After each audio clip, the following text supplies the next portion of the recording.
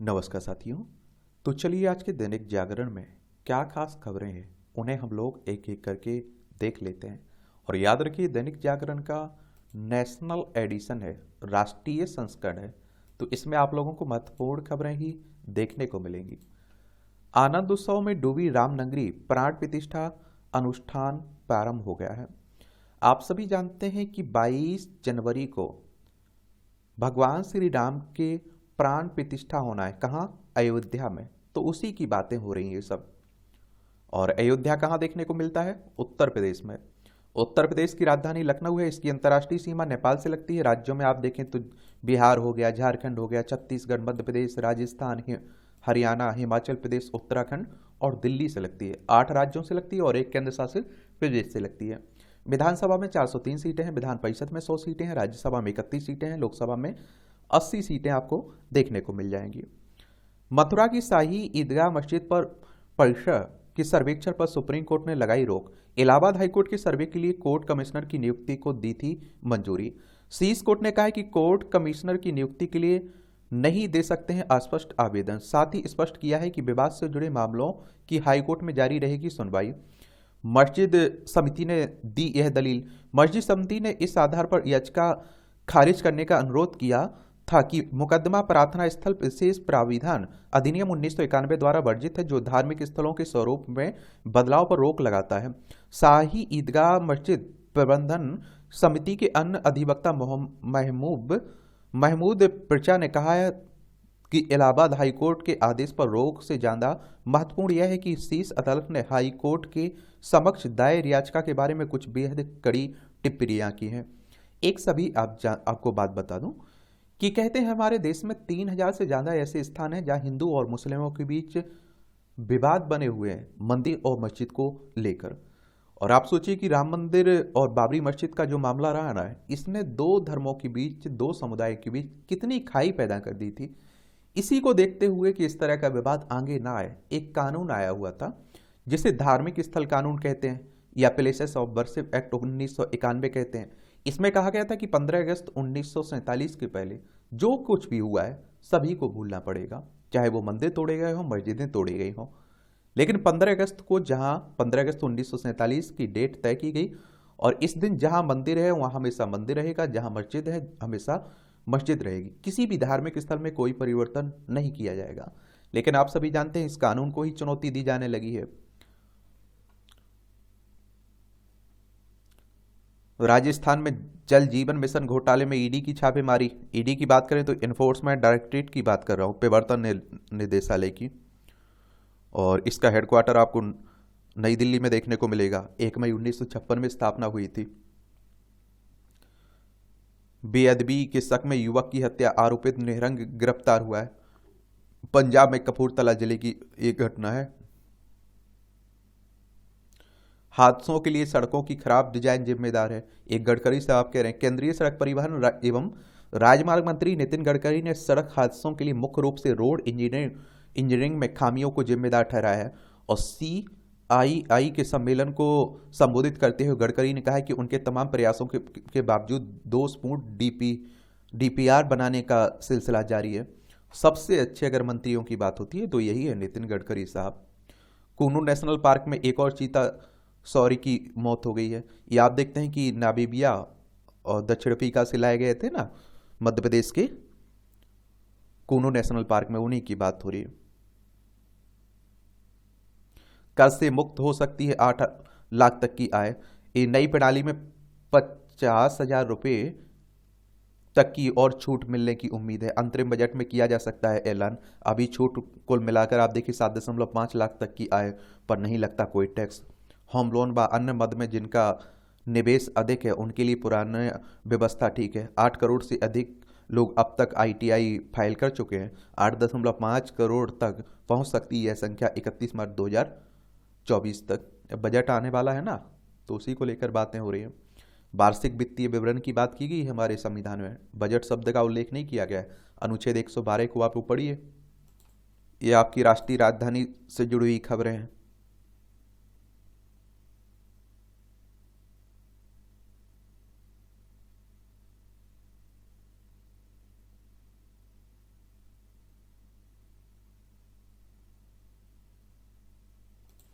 Deep fake पर एक हफ्ते में जारी होंगे संशोधित नियम। आपने देखा है डीप फेक का मतलब होता है कि किसी की छवि में आप देखते हैं किसी की तस्वीर रहती है, उसका किसी और का चेहरा लगा दिया जाता है, किसी का वीडियो रहता और उसमें आप देखते हैं एडिटिंग करके किसी का चेहरा लगा दिया जाता है, तो उसी की बात हो रही है। विजय माल्या, नीरव मोदी समेत भगोड़ों को जल्द लाया जाएगा भारत।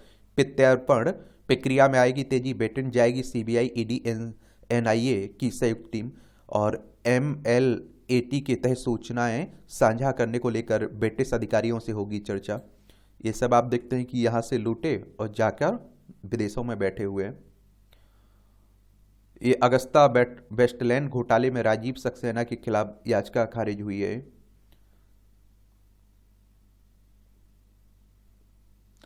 डिजिटल क्रांति में भारत लिख रहा है सफलता की गाथा। प्रति व्यक्ति डेटा खपत के मामले में भारत दुनिया का अग्रणी देश है।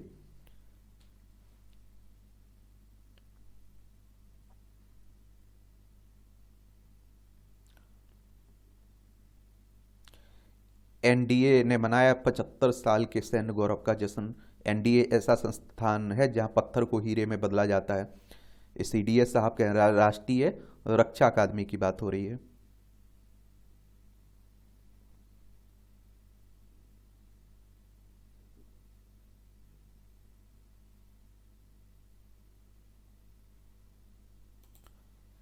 ये राजनीति की खबरें हैं और 2024 में लोकसभा चुनाव हैं, ये भी आप जानते हैं कि तो बहुत सारे नेताओं को आप लोग यहाँ से वहाँ, वहाँ से यहाँ जाते हुए देखेंगे, गठबंधन बनते हुए देखेंगे, टूटते हुए देखेंगे आप लोग। बस आप लोग चुनाव आयोग के बारे में याद रखिएगा। आज आप लोग नीचे लिखिए चुनाव आयोग के बारे में एक सामान्य जानकारी, डेली हम लोग उस पर बात करते हैं। और आप लोगों को एक और काम करना है कि जहाँ चुनाव हुआ करे उस राज्य के बारे में और जो चुनाव हो रहा है उसके बारे में एक सामान्य जानकारी रखा करिएगा।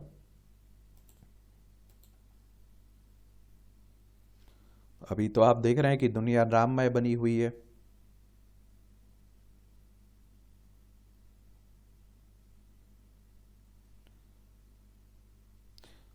अयोध्या में दिनों कर्म से हर व्यक्ति मानो ब्राह्मण हो गया है।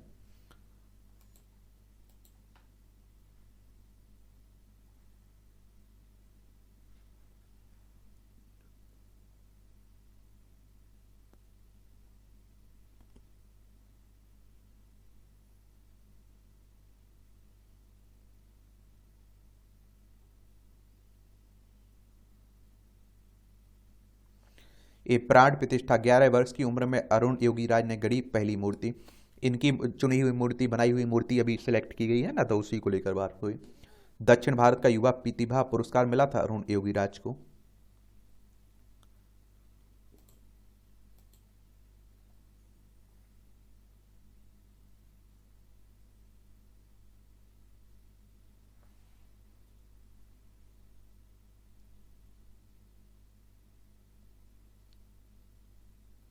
जहरीली गैसों से तुरंत अलर्ट करेगी आईआईटी में बनी डिवाइस और जनहानि रोकने में कारगर होगी अत्याधुनिक तकनीक से रियल टाइम मॉनिटरिंग। अच्छी बात है, ऐप से जुड़ी डिवाइस। ये आप देखिए संपादकीय पाठ है, ये आपको प्रीलिम्स में, मुख्य परीक्षा में, इंटरव्यू में हर जगह मदद पहुंचाते हैं। एक सामान्य जानकारी मिलती है तो आप लोग जरूर पढ़ा करिएगा। खुला है कानूनों के दुरुपयोग का रास्ता। ये आप देखिए वर्ष 2005 में सुशील कुमार बनाम यूनियन ऑफ इंडिया केस में सुप्रीम कोर्ट ने जब धारा 498 ए के दुरुपयोग को कानूनी आतंकवाद की संज्ञा दी, तब इस कानून को लागू हुए 2 दशक से अधिक का समय बीत चुका था। लाखों बेगुनाह पुरुष और महिलाएं इस कानून की वजह से बिना किसी गलती के जेल में जा चुके थे। सुप्रीम कोर्ट ने इस पर चिंता व्यक्त की थी और उस फैसले के बाद भी 498 ए के झूठे मुकदमे और बेगुनाहों को पुलिस द्वारा जेल में डालना बंद नहीं हुआ। और अंततः कोर्ट ने कहा कि अब इस धारा के अंतर्गत किसी भी पुरुष या उसके परिवार को बिना गंभीर जांच की गिरफ्तार नहीं किया जा सकेगा। यह कानून आया तो शादीशुदा महिलाओं को दहेज प्रताड़ना से रोकने के लिए था, लेकिन उसका बेजा इस्तेमाल हर उस महिला द्वारा किया गया जिसने कतिपय कारणों के चलते अपने पति और उसके रिश्तेदारों से बदला लेना चाहा। नए आपराधिक कानूनों में भारतीय न्याय संहिता के अंतर्गत 498 ए से भी खतरनाक, एक तरफा और बेहद आसानी से दुरुपयोग होने वाला एक नया प्रावधान लाया जा रहा है, जो तमाम जिंदगियां बर्बाद करेगा। इस प्रावधान का नाम है कि धारा 69, जिसके अनुसार यदि कोई पुरुष किसी महिला को शादी या फिर नौकरी या पदोन्नति का झूठा साझा देकर उसके साथ शारीरिक संबंध बनाता है तो उसे 10 साल तक की सजा हो सकती है। और इसमें अपनी पहचान छिपाकर शादी करने को भी अपराध माना गया है। किसी भी आम इंसान को इस कानून को पढ़कर शायद पहली बार में कुछ अजीब ना लगे। निसंदेह झूठ बोलकर शारीरिक संबंध बनाना गलत है, लेकिन सहमति से बनाए गए संबंध में किसी भी तरह का झांसा दिया गया था या नहीं, मंशा झूठी थी या नहीं, या कानूनन कैसे जांचेगा। सिर्फ महिला के कहने पर भर से यह मान लिया जाएगा कि पुरुष ने ऐसा झांसा दिया था और उसे तो मात्र शिकायत के आधार पर ही गिरफ्तार कर लिया जाएगा और सालों साल मुकदमा चलाया जाएगा। अंत में यदि साबित हो भी गया कि ऐसा कोई झांसा नहीं दिया गया था तो उसकी जिंदगी बर्बाद हो जाएगी। क्या 21वीं सदी की महिलाएं जो सशक्त हैं, पढ़ी लिखी हैं, सही गलत जानती हैं, उन्हें कोई भी आदमी शादी, नौकरी, प्रमोशन का झांसा देकर संबंध बनाने को कहेगा वो भी मान लेगी? सोच समझकर बनाए गए संबंधों को अपराध की श्रेणी में कैसे डाला जा सकता है? मान लीजिए कि कोई व्यक्ति नौकरी का लालच देकर शारीरिक संबंध बनाता है और नौकरी दे भी देता है, तो क्या अब यह कोई अपराध नहीं कहा जाएगा? क्या हम यह समझ लें कि कानून अब कह रहा है कि नौकरी या पदोन्नति के लिए शारीरिक संबंध बना लेना सही है? नए कानून के आने से पहले हजारों ऐसे मामले हमारे न्याय प्रणाली का समय बर्बाद कर चुके हैं, जिसमें सालों साल के प्रेम संबंध या लिव इन रिलेशनशिप के बाद महिला ने पुरुष पर दुष्कर्म का मुकदमा यह कहते हुए कर दिया कि उन्हें शादी का झांसा देकर इतने लंबे समय तक संबंध बनाए गए हैं। कई ऐसे मामले भी सामने आए हैं जिसमें 21 साल से कम उम्र के लड़कों पर उनसे कहीं अधिक उम्र की महिलाओं द्वारा शादी का झूठा वादा कर दुष्कर्म के मामले की दर्ज किए गए, भले ही वे कानूनी तौर पर शादी नहीं कर सकते। कई ऐसे मामले भी प्रकाश में आए हैं जहां एक ही महिला ने 5 या 6 अलग अलग पुरुषों पर शादी का झांसा देकर दुष्कर्म करने का आरोप लगाया और पुलिस ने मुकदमे दर्ज भी कर लिए। हाल ही में मध्य प्रदेश उच्च न्यायालय ने ऐसे एक मुकदमे को रद्द करते हुए कहा है कि महिला अलग अलग शहरों में ऐसे 3 मुकदमे कर चुकी है, लेकिन उस महिला को दंडित नहीं किया गया है। ऐसे में धारा 69 का दुरुपयोग धड़ल्ले से होगा।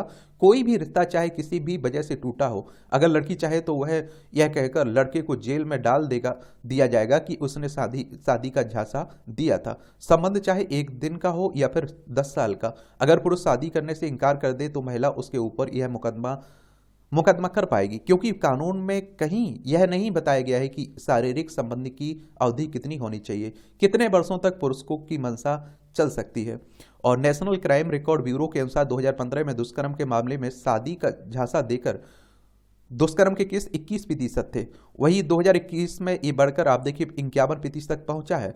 और इसी कारण दिसंबर 2022 में उड़ीसा उच्च न्यायालय ने शादी के झूठे वादे पर शारीरिक संबंध के लिए सहमति के कानून की वैधता निर्धारित करने पर गंभीरता से विचार करने के लिए कहा था। और न्यायाधीश संजीव कुमार पनिगिरी ने कहा था कि दुष्कर्म से संबंधित कानूनों का उपयोग उन मामलों में नहीं किया जाना चाहिए जहां महिलाएं अपनी पसंद से किसी रिश्ते में प्रवेश कर रही हैं। सवाल है कि जब रिश्ते टूटने की स्थिति में शादी का झूठा वादा करके दुष्कर्म के प्रावधान का दुरुपयोग पहले से ही हो रहा है, तो क्या सरकार को नया कानून लाने से पहले इस पर गहन विचार विमर्श नहीं करना चाहिए? धारा 69 संविधान के अनुच्छेद 14 और 15 का उल्लंघन भी करती है, क्योंकि इसके अनुसार यह माना गया है कि शादी का वादा करके सहमति से बनाए गया संबंध, यौन संबंध तभी अपराध होगा जब वह पुरुष इससे मुकर जाए, महिला नहीं। और आप देखिए, और इसमें यह भी माना गया है कि कोई महिला किसी पुरुष को नौकरी या पदोन्नति का वादा करके उसका यौन शोषण कर ही नहीं सकती। यह कानूनन स्वाभाविक रूप से लिंग आधारित भेदभावपूर्ण और पूर्वाग्रह से ग्रस्त है। पूरे विश्व में इस तरह का कोई कानून नहीं है। भारतीय न्याय संहिता पर विचार करते समय विधि निर्माताओं के पास अवसर था कि वे कानूनों को स्त्री या पुरुष सबके लिए समान करे। शारीरिक, मानसिक और यौन हिंसा के शिकार पुरुष भी हैं, किंतु उनके लिए कानून नहीं है। बजाय इस भेदभाव को पूरा दूर करने के सरकार पुरुष के उत्पीड़न का एक दरवाजा और खोल रही है। इन कानूनों के दुरुपयोग की वजह से ही हो रही पुरुषों की आत्महत्याओं पर कब चेता जाएगा? लेखक का स्वतंत्र पत्रकार, documentary film maker, equal rights activist हैं। इनका नाम है दीपिका नारायण भारद्वाज। इनके द्वारा ये आर्टिकल लिखा गया है। आपकी क्या राय है? आप लोग नीचे लिखिएगा। बदली हुई समय की साक्षी अयोध्या, राम मंदिर का निर्माण, आहत भारतीय स्वाभिमान की पुनर्स्थापना के सपने का साकार होना है। तो आप देख रहे हैं भव्य राम मंदिर बन रहा है, उसी को लेकर बातें हो रही हैं। ये दुखों से मुक्ति जीवन सुख और दुख दोनों का मिश्रण है, परंतु सुख की अवस्था में मनुष्य उसके मद में उन्मुक्त रहता है और दुख की स्थिति में ही विश्लेषण के लिए उन्मुख होता है। चलिए पढ़ा करिए, अच्छा कॉलम रहता है। इसकी पीडीएफ टेलीग्राम पर डाल देता हूं, तो पढ़ लिया करिएगा। खराब सड़कों का निर्माण।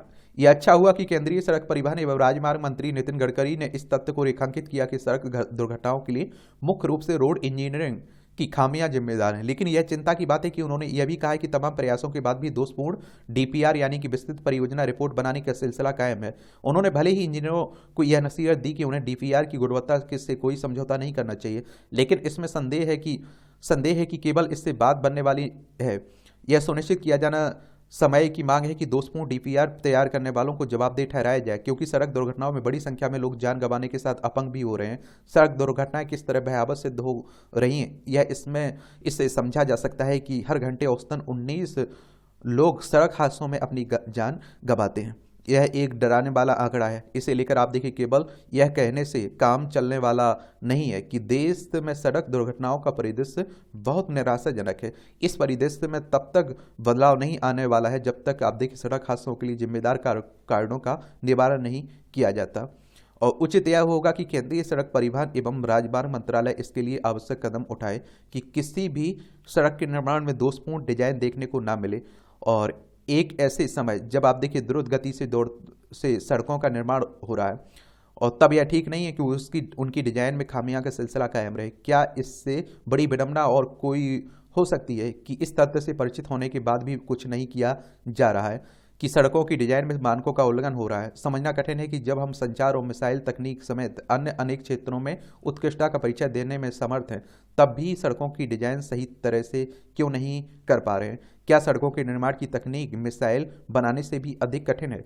यदि नहीं तो उनके निर्माण में मानकों का उल्लंघन क्यों हो रहा है? खराब अथवा कामचलाऊ तरीके से सड़कों का निर्माण होते रहना इच्छा शक्ति की कमी का ही परिचायक है। और इससे यह भी पता चलता है कि मार्ग दुर्घटनाओं में मरने और जख्मी होने वाले लोगों की परवाह नहीं की जा रही है। यदि सड़क सुरक्षा सचमुच सरकार की शीर्ष प्राथमिकता है, तो फिर इसका क्या मतलब है कि सड़कों की डिजाइन सुधारने का नाम नहीं ले रहा है? आखिर सड़कों की डिजाइन सुधारे बिना 2030 तक मार्ग दुर्घटनाओं में 75% की कमी कैसी लाई जा सकती है?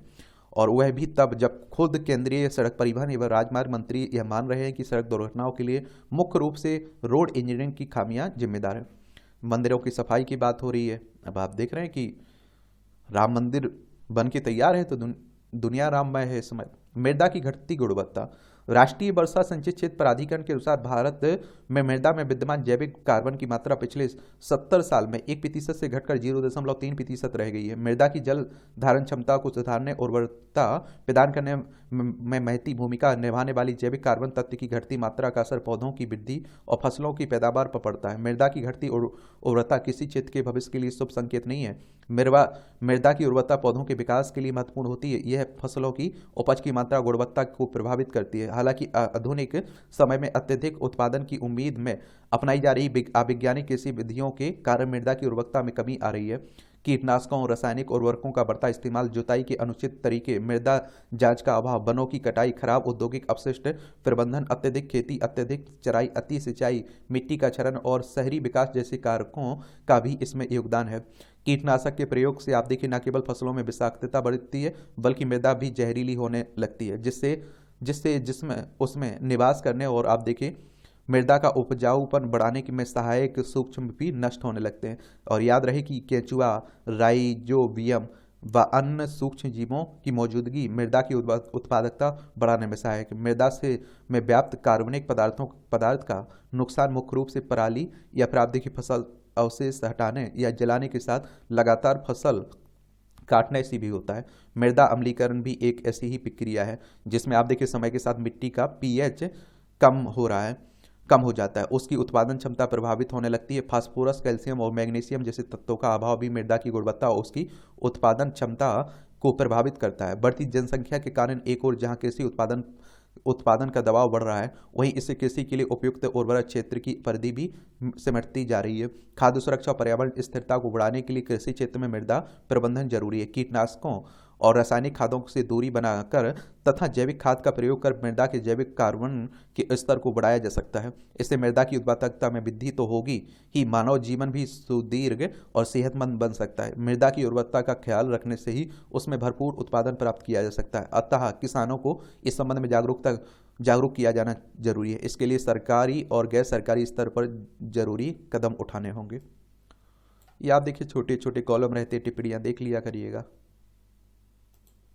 धरती की चुनौतियों को साधेगी पृथ्वी योजना। पिछले दिनों केंद्र सरकार ने करीब 4,500 करोड़ रुपए की पृथ्वी योजना को मंजूरी दी। इसके कार्यान्वयन की अवधि 2026 तक होगी। इस योजना के जरिए भारत ने इस धरती के वर्तमान भविष्य को संरक्षित करने की दिशा में एक महत्वपूर्ण पहल की। इसमें भावी पीढ़ियों को धरती की जटिलताओं को समझने, उनके अनुरूप योजनाओं का प्रबंधन करने तथा जलवायु और पर्यावरण चुनौतियों से निपटने में उल्लेखनीय मदद मिलेगी। इसका फायदा सिर्फ भारत को नहीं, पूरे विश्व को हो सकता है।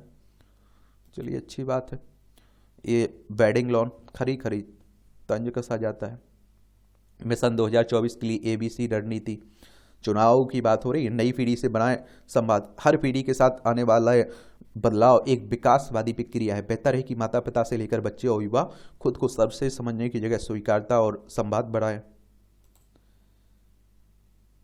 किफायती घरों के लिए बढ़ सकती है ब्याज सब्सिडी। PMAY में 1 लाख करोड़ रुपए हो सकता है बजट। आने वाले से वर्षों में निजी पूंजी निवेश में आएगी तेजी। वर्मा साफ करें। केंद्र सरकार ने कच्चे तेल में अप्रत्याशित लाभ कर घटाया। मारुति ने वाहनों का मूल्य 0.45% तक बढ़ाया। वैश्विक स्मार्टफोन बाजार में एप्पल ने सैमसंग को पछाड़ा। सरकार ने सिरा निर्यात पर 50% शुल्क लगाया। फिच ने भारत की सॉवरेन रेटिंग बरकरार रखी है। और स्टार्टअप रैंकिंग में गुजरात, कर्नाटक, केरल सबसे बेहतर हैं। राज्यों की स्टार्टअप रैंकिंग फ्रेमवर्क 2022 की रिपोर्ट जारी की गई। उत्तर प्रदेश, उत्तराखंड, मध्य प्रदेश, असम लीडर श्रेणी में सर्वश्रेष्ठ है। ESIC ने नवंबर में 15.92 लाख सदस्य जोड़े। 10 सालों में 12% घटी बिजली चोरी।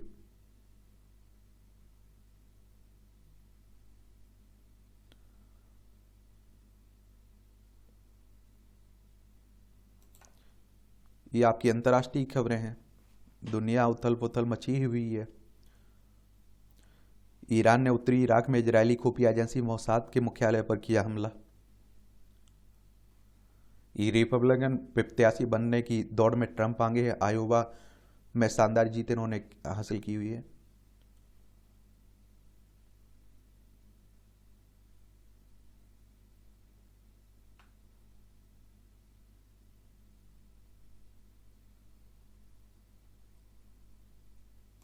एक खेल के क्षेत्र की खबरें हैं, ये भी देख लिया करिएगा।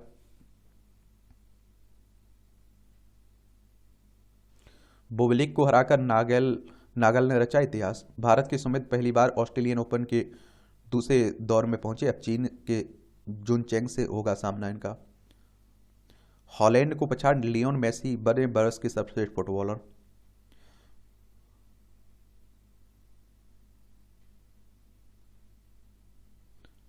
इस सेमीफाइनल में पहुंची महिला हॉकी टीम।